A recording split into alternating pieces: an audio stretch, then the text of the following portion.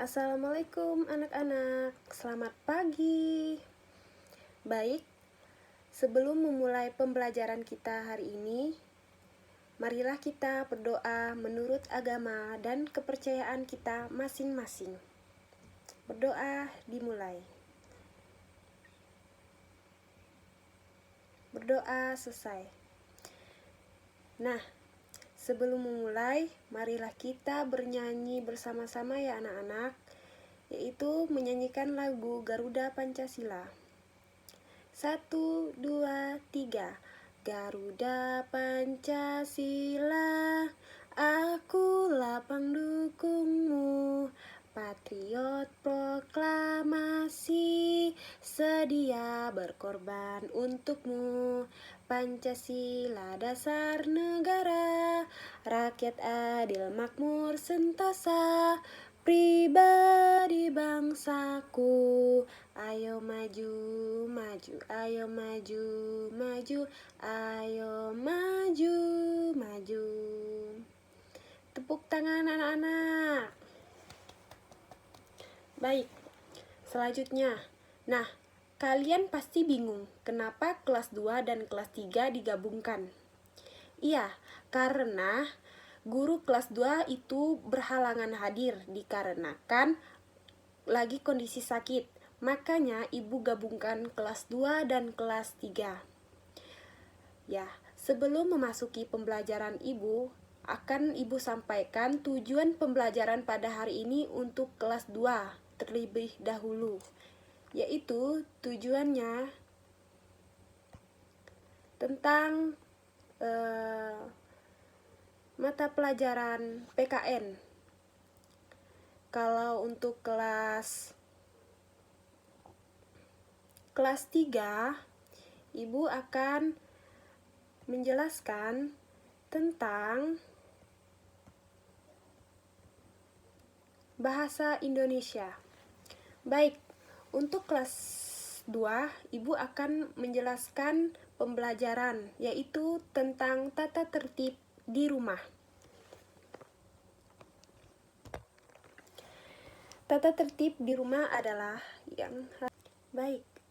Untuk kelas 2, ibu akan menjelaskan materi tentang tata tertib di rumah. Tata tertib di rumah ada 4. Yang pertama, tata tertib adalah peraturan yang harus dipatuhi dan dilaksanakan. Kedua, melanggar tata tertib akan mendapatkan sanksi atau hukuman. 3. Mematuhi tata tertib akan melatih hidup menjadi bertanggung jawab.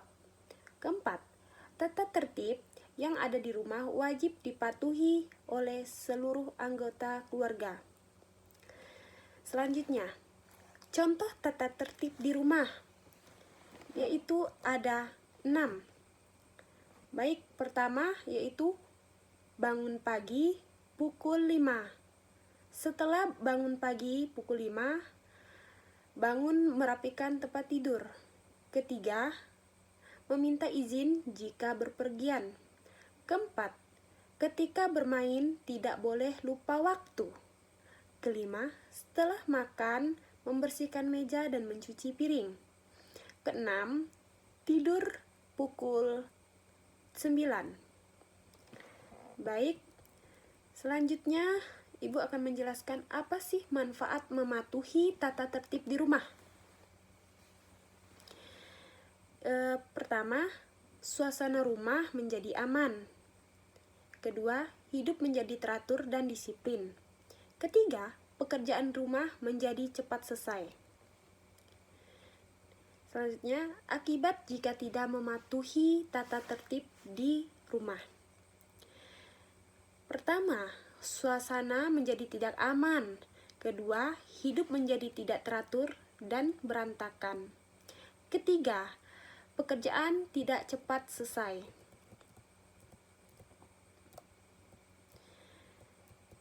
Tata tertib bermain di rumah teman atau tetangga. Ketika bermain di rumah, teman atau tetangga hendaknya kita mematuhi aturan yang ada. Contohnya, tetangga adalah yang tinggal di dekat rumah kita Contohnya tata tertib bermain di rumah teman. Ada 7 tata tertib. Yang pertama, bersikap sopan. Kedua, mengetuk pintu dan mengucap salam ketika datang. Ketiga, meminta izin apabila akan ke toilet. Keempat, meminta izin apabila akan makan dan minum. Kelima, tidak mengambil barang orang lain. Keenam, tidak bertengkar saat bermain. Ketujuh, tidak boleh curang saat bermain. Manfaat mematuhi aturan bermain di rumah teman atau tetangga. Hidup menjadi rukun, suasana menjadi akrab. Orang lain akan senang ketika kita berkunjung di rumahnya dan memiliki banyak teman.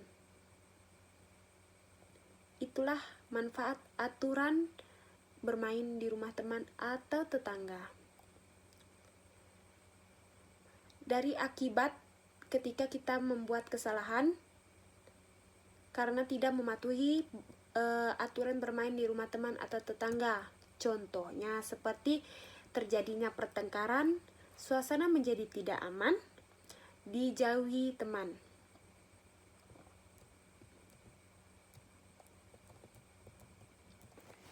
Baik, dari penjelasan Ibu tadi, apakah kalian paham dan mengerti tentang tata tertib di rumah? Baik, terima kasih sudah memahami tentang tata tertib di rumah. Nah, sebelum Ibu menjelaskan pembelajaran untuk kelas 3, Ibu akan membagikan tugas individu untuk kalian yang kelas 2. Ibu akan membagikan soal pertanyaan untuk kalian yang Ibu jelaskan tadi ya anak-anak tentang tata tertib di rumah. Baik, Ibu akan pergi ke kelas 3 untuk menjelaskan pembelajaran untuk mereka ya anak-anak. Sebelum memulai materi kita hari ini, baik, Ibu akan bertanya tentang contoh benda cair yang kalian ketahui. Baik, untuk anak-anak, coba sebutkan contoh benda cair yang ada di sekitar kalian. Contohnya, yang pertama yaitu 1. Cair. Yang kedua, minyak. Selanjutnya, susu. Oke, yang keempat, kecap. Yang kelima, cuka. Yang keenam, oli. Oke, yang ketujuh, jus. Oke, terima kasih anak-anak sudah menjawab contoh benda cair di sekitar kalian. Baik anak-anak, kita sudah memasuki materi pembelajaran kita hari ini. Nah, di sini Ibu akan menjelaskan materi tentang ciri-ciri benda padat. Ciri-ciri benda padat itu ada 2, yaitu isinya tetap, bentuknya tetap. Contoh benda padat yaitu seperti buku, pensil, kayu, batu, kelereng, piring, kursi, dan penghapus. Nah, contoh benda padat itu ada 8 ya, yang Ibu sebut tadi. Baik, selanjutnya ciri-ciri benda gas, yaitu ada 2. Yang pertama, tidak dapat dilihat tetapi dapat dirasakan. Ciri-ciri benda gas yaitu memenuhi ruang. Apa sih contoh benda gas? Yaitu contohnya udara atau anggina. Baik, Ibu akan membuat kalimat berita sesuai bacaan seperti ini ya contohnya anak-anak. Kalimat berita adalah kalimat yang berisi atau peristiwa yang terjadi. Ciri-ciri kalimat berita yaitu kalimat berita diawali dengan huruf kapital atau huruf besar yang diakhiri dengan tanda titik. Kalimat berita berupa fakta yang berisi informasi atau kejadian yang terjadi. Nah, contoh kalimat berita contohnya seperti berikut ya anak-anak. Contohnya, pada hari Minggu, Udin dan Edo bermain bola di lapangan. 2. Lomba tarik tambang akan dilaksanakan pada hari Senin. 3. Setiap hari Senin, kami mengikuti upacara bendera dengan tertib. Itulah contoh kalimat berita. Kelima, Ibu akan menjelaskan cara menyusun kata acak menjadi sebuah kalimat. Contohnya seperti lapangan, Budi di bermain kelereng. Kalau kita susun yaitu Budi bermain kelereng di lapangan. Contoh kedua. Contoh adalah cair, minyak, benda, salah satu. Kalau kita gabungkan yaitu minyak adalah salah satu contoh benda cair. Baik, sudah selesai materi hari ini. Ibu akan memberikan tugas individu untuk kelas 3, yaitu tentang ciri-ciri benda cair yang Ibu udah jelaskan tadi. Baik, Ibu udah buat soal untuk kalian untuk mengerjakan soal-soal ini ya anak-anak.